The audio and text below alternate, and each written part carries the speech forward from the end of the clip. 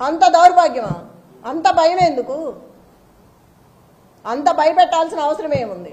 దయచేసి మళ్ళీ చెప్తున్నా, ఓటు హక్కు వినియోగించుకోండి. బయటకు వచ్చి ఇట్లాగే ఉంటే మళ్ళీ రేపు ఈ గోండా రాజ్యమే ఉంటుంది. మీరు కనుక పార్టీని గెలిపించుకుంటే రేపు మీకు అండగా ఉంటుంది. ఇప్పుడు ఏం జరిగినా నేను చూసుకుంటాను. ప్రజలందరినీ మీకు అండగా ఉంటా, మీ వెనకమాల నిలబడతా, పార్టీ అండగా ఉంటుంది. ఏదైనా సరే 13వ తారీఖు వరకు ఎంత ఇబ్బంది అయినా పెట్టండి, ఎంతైనా భయపెట్టండి. కానీ 14వ తారీఖు తర్వాత మాత్రం మాదే. అప్పుడు చెప్తాం ఒక్కొక్కళ్ళ పని ఎవడేంటనేది. అప్పుడు చూసుకుంటాను నేను. ఎవరేం చేశారో ఇవాళ గుర్తుపెట్టుకుంటాను. పనికి మాలిన ఆకురౌడి కూడా నోరెత్తి మాట్లాడుతున్నాడు ఇవాళ. పోలీసులు కూడా మహిళలను చూడకోకుండా ఎట్లా పడితే అట్లా మాట్లాడుతున్నారు. ఇందాక ఎవరు అతని పేరు? సురేష్ యాదవ్ ఎంత వల్గర్గా మాట్లాడుతున్నాడు అంటే లేడీస్ అనుకోండి లేకుండా పిచ్చి పిచ్చిగా మాట్లాడుతున్నాడు. ఎన్నికల కమిషనర్కి నేను ఒక్కడే విజ్ఞప్తి చేసుకుంటున్నాను. ఒక మహిళగా మిమ్మల్ని అడుగుతున్నా నేను. ఎంత చేస్తుంటే కూడా మీరు చూస్తూ కూడా ఊరుకున్నారు. ఒక మహిళని ఇట్లా చేస్తుంటే మీకు ఇప్పటికే తెలుసుంటాయి అన్నీ. నేను దయచేసి మిమ్మల్ని అడుగుతున్నాను, ఒక కోరిక కోరుతున్నాను. మీరు బయటకు వచ్చి జరిగేదేదో చూసి ఏది కరెక్ట్గా ఉందో వాళ్ళకి చెప్పి అట్లా చేయించండి.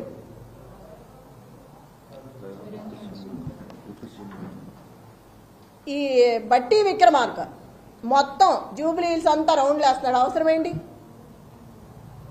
ఎమ్మెల్యే ఎవరు పేరిందా కూర్చొని ఉన్నాడు టేబుల్ దగ్గర? ఐలయ్య. అతనికేం పని టేబుల్ దగ్గర? చిటీలు ఇవ్వడం అవన్నీ అతనికి ఏం అవసరం అసలుకి? వీళ్ళందరూ రావాల్సిన అవసరం ఏంటి? విప్పులు కానీ ఎమ్మెల్యేలు కానీ మినిస్టర్లు కానీ వీళ్ళందరూ రాత్రి నుంచే తిరుగుతున్నారు. అవసరం ఏంటి జూబ్లీ హిల్స్లో వీళ్ళకి? లోకల్ నాన్ లోకల్ మాట్లాడుతున్నారు. మరి రజియా ఇంటికి వెళ్ళి బోరుబండ్లో సైట్ 3లో ఆ అమ్మాయి కూర్చుందని గట్టిగా మాట్లాడుతుందని ఇంటికి వెళ్ళి గొడవ చేశారు రౌడీలాగా పోలీసులు. ఆ అమ్మాయి మీద కూడా గొడవ చేశారు కూర్చోవద్దని. టేబుల్స్ ఇవ్వట్లా, కుర్చీలు ఇవ్వట్లేదు. ఆ టేబుల్స్ తీసుకొచ్చి పోలీసులు సందు చివర 3 అడ్డం పెట్టుకున్నారు. అవి ఎవరికి అవసరం? వాళ్ళ దగ్గర లాక్కొచ్చి మీరు ఎందుకు వేసుకోవాలి? ఆ కుర్చీలన్నీ విసిరేసి వాళ్ళు ఎట్లా కూర్చుంటారు? నైట్ అవుతుందో ఎంత టైం అవుతుందో తెలియదు. మహిళలు ఉన్నారు, ప్రెగ్నెన్సీ ఉన్నారు. అక్కడ అంతమంది జనాన్ని భయపెట్టి టేబుల్స్ తెచ్చి బయటకు వేసుకోవాల్సిన అవసరం ఏంటి? ఇంత దౌర్జన్యమా? పోలీసులకు కూడా ఉండాలి కదా. మనం ఏం చేస్తున్నాము, ఇది తప్ప ఒప్ప అని తెలియదా? చిన్నపిల్లలేం కాదు కదా. అదేమంటే క్వశ్చన్ చేస్తున్నారు తిరిగి. ఆ క్వశ్చన్ చేసే ముందు మనం ఏం చేస్తున్నామో తెలియాలి కదా. మాట్లాడితే సీఏ అంటారు, ఏదేదో మాట్లాడుతున్నారు. నాన్నే భయపెడుతున్నారు వెళ్తుంటే. అంత 30 మంది 50 మంది 100 మంది పెరుగుతూనే వస్తున్నారు కానీ తగ్గట్లేదు. 2 నిమిషాల్లో వస్తున్నారు. మరి ఎవరు చెప్తున్నారో నాకు తెలియదు. నేను ఎక్కడికి వెళ్తే అక్కడికి వస్తున్నారు నాతో పాటు. గుంపుగా వచ్చేస్తున్నారు. పోలీసులు కానీ రౌడీలు కానీ ఆ చుట్టూ ఉన్న జనం కానీ. ఎదుగో ఇప్పుడే వచ్చేటప్పుడు చూసా 150 మంది కూర్చున్న టేబుల్స్ నేను గొడవ చేసి వచ్చానని ఒక 6 నుంచి మిగతాయి తీసేశారు. ఇప్పుడు వస్తా చూసాను ఇంకార్లు. ప్రతి చోట ఇలాగే ఉంది. మేము ఇక్కడి నుంచి అవతలకి వెళ్తే ఇక్కడ మొదలు పెడుతున్నారు, మళ్ళీ అటు నుంచి ఇటు వస్తే అటు మొదలు పెడుతున్నారు. ఎన్ని చోట్ల నాపుతాం, ఎంతమందిని నాపుతాం? బిర్యానీలో డబ్బులు పెట్టిన దౌర్భాగ్యం కాంగ్రెస్ పార్టీది. అంత అవసరమే వచ్చింది నీకు? అంత రౌడీజం చేయాల్సిన అవసరమే ఉంది? మొత్తం సిటీలో ఉన్న స్టేట్ మొత్తం రౌడీలు అందరినీ పెట్టుకున్నావు తీసుకొచ్చి. ఎంతమందిని బెదిరిస్తావు? పక్కనే పెట్టుకున్నాడు, కవర్లో పెట్టి ఒక్కొక్కళ్ళకు పంచుతున్నాడు. చూసాము, పోలీసులు కూడా చూస్తున్నారు పక్కన, ఏమంటలేదు వాళ్ళని. మా దగ్గర సెల్లులు ఉంటే తీసి బయట పెడుతున్నారు లాక్కొని. ఒక క్యాండిడేట్ ఫోన్ కూడా దగ్గర ఉండనివరా? క్యాండిడేట్తో ఒక మనిషిని కూడా రానివరా? ఎట్లా రాకుండా? లోపల ఎవరు కూర్చున్నారు ఏంటో మనకు తెలియాలి కదా. అట్లా కూడా అలౌ చేయట్లేదు. వాళ్ళని మాత్రం 10 మందిని అలౌ చేస్తున్నారు. అడిగితే నవ్వుతున్నారు.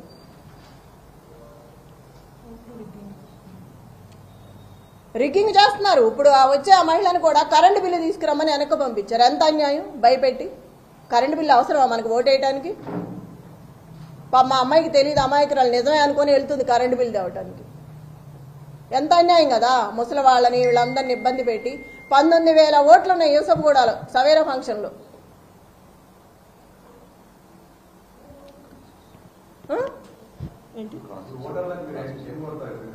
వికలాంగులకి ఎన్ని పెట్టాలి? వీల్ చైర్స్ మనం 19,000 మంది అంటే ఎన్ని పెడతాము? 10 బూతులు ఉన్నాయి వికలాంగులకి, 2 ఉన్నాయి అక్కడ. ఆ రెండిట్లో ఎంతమంది అని లోపలికి వస్తారు? ఎంతమందిని అని తీసుకొస్తారు? ఓటింగ్ ఎప్పుడే ఎంచుకుంటాము? ఇది ఎంత అన్యాయం చెప్పండి. ఇటు నుంచి ఇటు వస్తే ఇటు వెళ్తున్నారు, అటు నుంచి ఇటు వస్తే అటు వెళ్తున్నారు. ఎంతమందిని ఆపుతాము? ఎంతమంది రౌడీలు, ఎంతమంది గూండాలు అక్కడ? ఫస్ట్ టైం చూస్తున్నాం సిటీలో ఇట్లా. రేపు నుంచి జనాలనేం బతకనిస్తారు వీళ్ళు ఇంత అన్యాయంగా? అధిష్టానం అంతా ఆడవైపే ఉంది, సపోర్ట్ ఉంది, ఎవ్వరూ లేరు. బీఆర్ఎస్ పార్టీ అంటే గొడవే చేస్తున్నారు కానీ ఒక్కళ్ళని కూడా అలౌ చేయట్లేదు. టేబుల్స్ ఇట్లా, కుర్చీలే ఇట్లా. ఎవరికి చెప్పాలి? వాళ్లే ఇలా ఉంటే అధికార పార్టీ ఎవరికి చెప్తాం మనం? ఎవరు కంప్లైంట్ తీసుకోవట్లేదు ఇచ్చినా కూడా.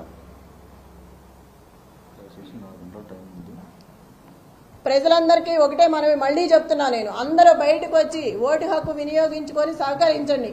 ఒక మహిళకి నాకు సపోర్ట్ చేయండి. రౌడీ రాజ్యం అంటే ఇక ముందు కూడా మీరు అన్నీ తెలుసు, నిన్నటి వరకు అన్నీ చెప్పాము. మీరే ఆలోచించుకొని బయటకు వచ్చి ఓటు వేయండి. జరిగేదంతా చూస్తున్నారు మీరు. అందరికీ మళ్ళా ఒకసారి చెప్తున్నాను, 6 గంటల వరకు 4 గంటలు సమయం ఉంది. అందరూ బయటకు వచ్చి ఓటు హక్కు వినియోగించుకోండి. దయచేసి కేసీఆర్ గారిని గెలిపించుకోండి.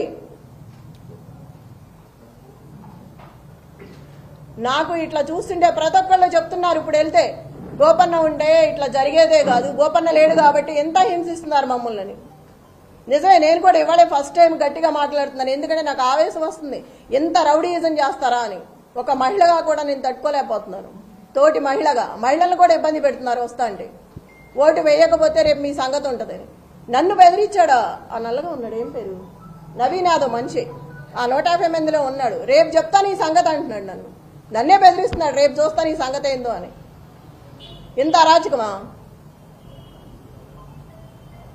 ఏడిస్తే ఏడిసానంటారు, నవ్వితే నవ్వానంటారు. ఏంది పిచ్చి గొడవలన్నీ? బాధ రాదా మనిషి అన్నాక? అడిగితే అడిగామంటున్నారు. మీరందరూ కూడా చూస్తున్నారు కదా, మార్నింగ్ నుంచి అందరూ వచ్చారు కదా, తీసుకున్నారు, జరిగిందంతా చూస్తున్నారు.